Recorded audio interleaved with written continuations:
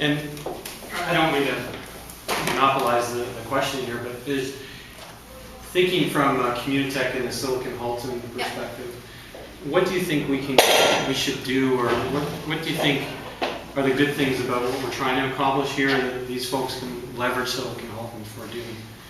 Yeah, so I've worked with Communitech on a few what they call their peer-to-peer meetings. I think that's where we met the first time. So doing presentations primarily in their marketing peer-to-peer. So, once you reach that certain level of critical mass, the ability to start self-organizing so that, the developers don't need to talk to the marketers. I mean, you can have that more, more focused content is certainly very useful. The ability to bring in guest speakers, world-class guest speakers, because the membership, funding is there. I mean, I think it was Seth Godin came to Communitech a few months ago. I missed that one, but just that when you start banding together, getting the critical mass, I mean, that being able to attract minds like that and attract, peer groups like that is really valuable.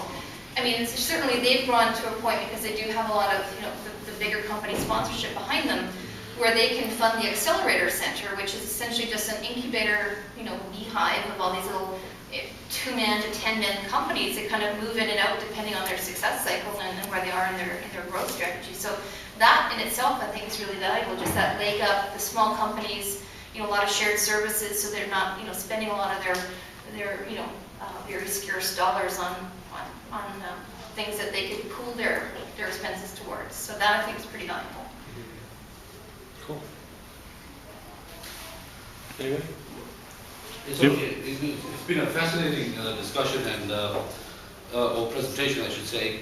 And when you're marketing to people and people are coming to you, but how about using social media to target people, specific people? Like, for example, your former boss, Steven Sadler at OpenText, has a lot of money, and I want some of his money. So how do I target him using social media? How do you use social media or these sites to build the relationships with people? Any thoughts along those ideas? In a case like that, I mean, if I knew that there was a particular company that I wanted to engage with and do business with, I probably wouldn't go and engage with their corporate Twitter account. But what I would want to do is figure out, okay, so where are their decision makers? Are you selling to their IT management, or to their HR management, their marketing people, and figure out where those roles hang out online. So maybe their IT managers, participate in the Communitech event every month. Maybe their IT managers go to, just trying to think of another kind of tech online community or an association. Maybe their marketing management team, if that's your target, belong to the Toronto chapter of the American Marketing Association, or go to the Third Tuesday events.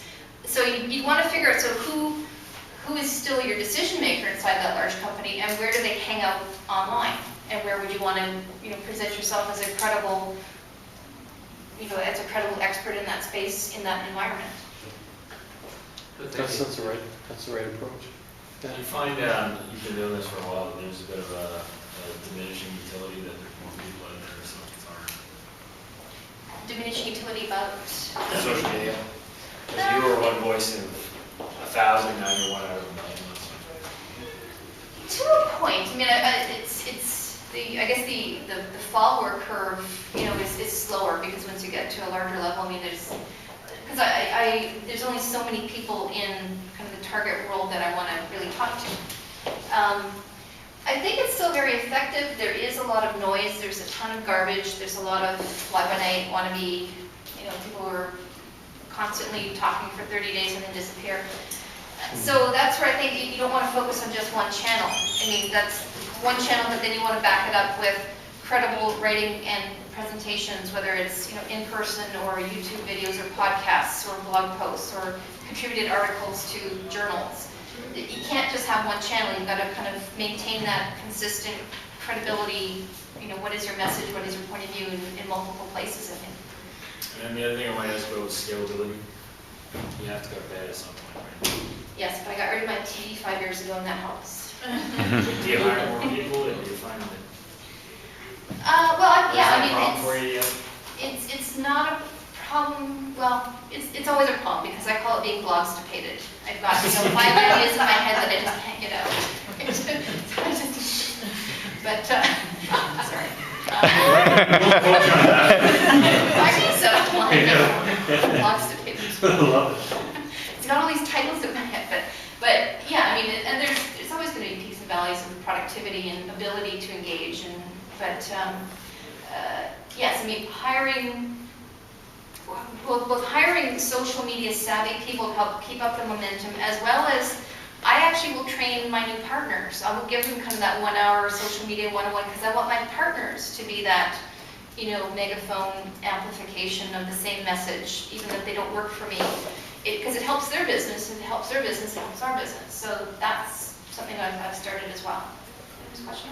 I was going to say, I mean, with what cell phones give you today, I can be sitting on the bus waiting for somebody and I can Twitter right on, on the phone. So I find when I start trying to engage social media, I'm using it less at home. Right. And more, because I'm a guy that's always on the road. So I'm Yeah. doing it between service calls Right. and lunch break. And Yeah. that's, or sometimes just when inspiration hits me. Like Yeah. I could be reading cable and I just had an idea. Exactly. So I think that's kind of, as opposed to waiting till I get home. And, Yes. Yeah, and that's the thing, because I mean, to me, this is not something in addition to my job, this is my job, right? Because my job is to create an awareness that my company exists and to demonstrate that we have, good quality products and services. So lead generation and, that brand awareness, that is my job. And this is just a big part of how I do it. Because I don't have a big budget and I don't have a big team, I do have some team. So this is the most bang for the buck that I have right now. Oh, one more question, are you people you can't reach through social media?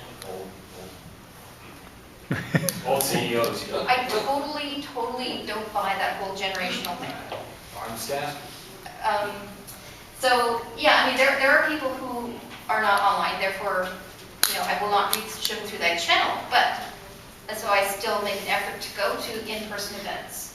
And I still make an effort to, send email and do phone calls. So it's just about using all of the channels at your disposal to try to reach who you need to. So if someone is not, in these particular online channels, but he's going to be at a conference, and I'm going anyways, I'll figure out a way to, cross paths. And maybe it's just by dealing with the secretary or having my PR person try to set up a meeting with that journalist because they're going to be there. Do you track that and see right? We use Salesforce.com for at the front end, and we use some marketing automation tools to track kind of the web traffic and downloads and stuff like that as well. You can tell if somebody's following you on Twitter and see. Oh yeah, absolutely. Yeah. Just a follow-up to that, it's not so much as to whether or not the CEOs or those high-level decision makers are on that particular social media. Google is a great equalizer at that point. Yes. Because they are searching for that information. And if you are showing up as the reputable expert in that area, that's your credit. Google is absolutely our #1 lead gen. Right. Absolutely.